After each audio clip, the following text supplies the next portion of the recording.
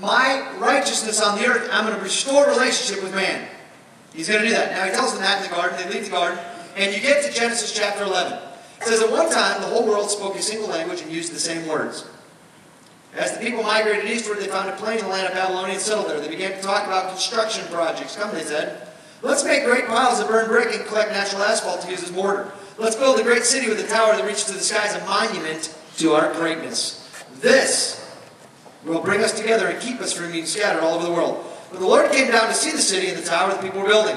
Look, he said, if they can accomplish this when they have just begun to take advantage of their common language and political unity, just think of what they will do later. Nothing will be impossible for them. Come, let's go down and give them different languages. Then they won't be able to understand each other. And that way the Lord scattered them all over the earth. Now, this is very interesting.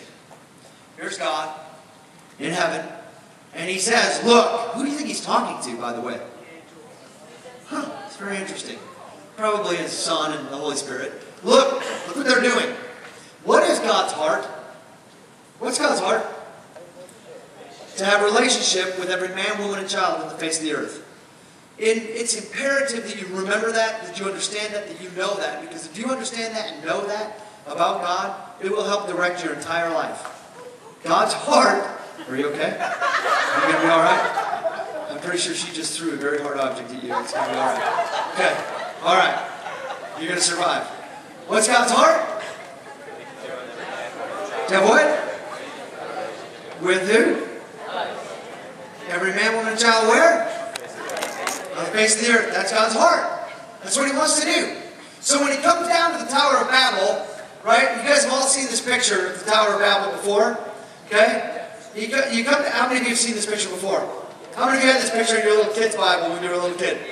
Isn't that amazing? I think it's the only picture of the Tower of Babel that exists because we've all seen the same one. There it is.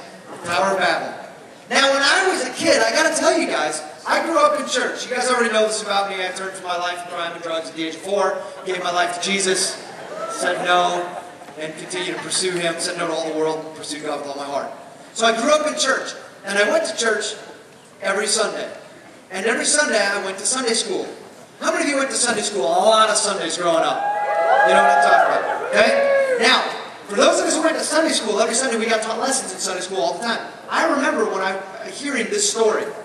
And I kind of thought to myself, what's going on with God here? It seems to me that he got a little bit scared by the people. How many of you have ever actually had that thought when you read this story? Like, God got a little threatened by the people there. He came down and said, we better put a stop to this. They're going to get way too powerful. I kind of used to think that way about this story. And I think it's funny, because I think some of you, I won't ask you to raise your hands, you still kind of think that way about this story. You still kind of read the story and go, what was God doing there? Why did he care about what they were going to do? Listen, his heart is to have a relationship with every man, woman, and child on the face of the earth. God knows that there's no way for us to ever be truly fulfilled unless we're in a relationship with him. If you're not in a relationship with him, you can't be fulfilled. God knows that. So it's out of his great love for these people, he said, look, we got to go down there and put a stop to their nonsense, because they will never have a right relationship with me if they don't knock this off, and they'll never be fulfilled.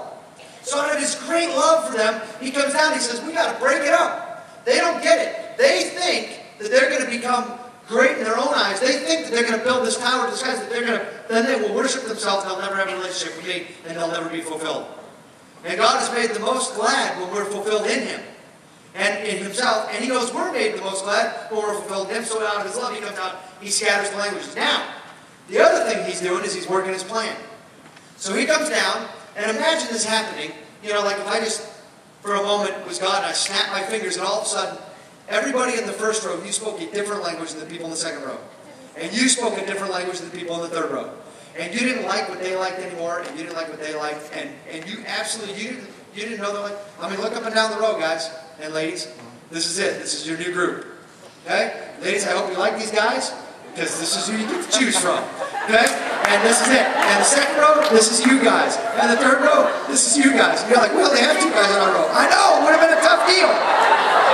Right? I mean, imagine if you're in the Tower of Babel and all of a sudden, okay, stop thinking about who's in your row. Come back. All right, so, you guys are getting all carried away. Imagine if you're at the Tower of Babel and all of a sudden there it is.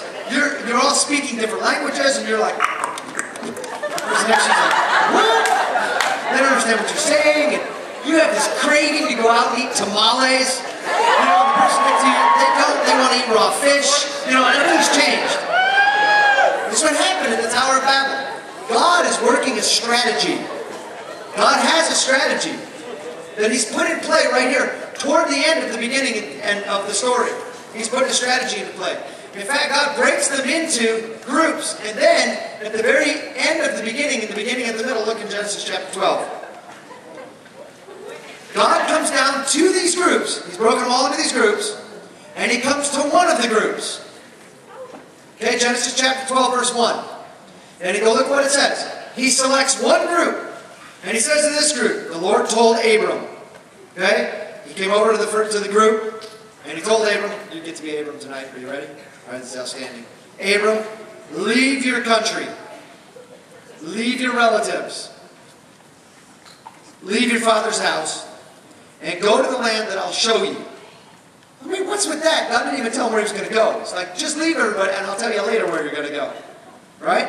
Some of us, we want God to show us where we're supposed to go, what we're supposed to study, where we're supposed to study it, who we're supposed to date, when we're supposed to do this and that. Abram, all He said to Abram was leave.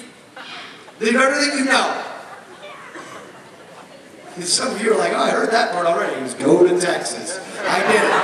Here I am, God. I did what you said. I left. All right, good. That's good. Because that's all He told Abram when He started. He said, leave. Okay, so you got to leave. Yeah, come on. You got to leave all these people. You got to leave them. Come on. Come on, Abram. Okay? This is a really fun part of this lesson. This is where I get to be God. I'm just kidding. Yeah, you don't need to email me. It's going to be okay. All right. The Lord told him, leave your family, leave your country, leave your relatives, leave all your father's house, go where I'm going to tell you, because I'm going to cause you to become the father of a great nation. And I'm going to make you into a great nation. If this is the whole world, I'm going to make you into a great nation. Okay? I'll bless you. I'm going to make you famous. Sound good? All right, and I will make you a blessing to all the other people. So here's the deal. I'll bless those that bless you. Okay, so everybody out here that blesses Abram, I'm going to bless you. Okay? And, watch this. I'm going to curse. God is saying this. I'm going to curse anyone out here that curses you. Okay, so if they treat you poorly, if they curse you, I'm taking them down. But if they treat you nicely and they bless you, I'm going to bless them. This is what God said. Okay? And all the families of the earth will be blessed through you. How many families of the earth? All. Well, how many would all be? Everyone. All the families of the earth are going to be blessed through you. Okay? So you go sit down for a minute, Abram. We're going to come back to you in a minute. Okay? So Abram departed as the Lord instructed him, and he left. And he went. That's the end of the beginning. That's the introduction to the story. God's created man. Man's populated the earth. Man became very wicked. God wiped everybody out, except for Noah and his family. Man repopulates the earth. They go to the Tower of Babel. God breaks them up into small groups. He realizes, God knows the plan's working all along the way. God knows, I'm not going to, as God, reveal myself to the whole world at the same time. What I'm going to do is I'm going to pick one man out of one group, and I'm going to take him out of that group, and I'm going to make him into his own group. And I'm going to reveal myself as God to that group, and that group's responsibility is to then tell the rest of the world. God's entire plan all along the way was that the whole world would be blessed. You see that? But in Genesis chapter 12, you see it. God's plan wasn't to just bless Abram. God's plan was to bless the whole world. Now, He chose to bless Abram, and so Abram became the father of a great nation. What was that nation? The nation of Israel. So we call these people now, they're still on the earth. Interesting. Abram left his father's house. He became a great nation so great that here we are, probably 8,000 to 9,000 years later, and that nation still exists. It's the nation of Israel. We call those people Jews or Hebrews, right? Israelites. They still exist.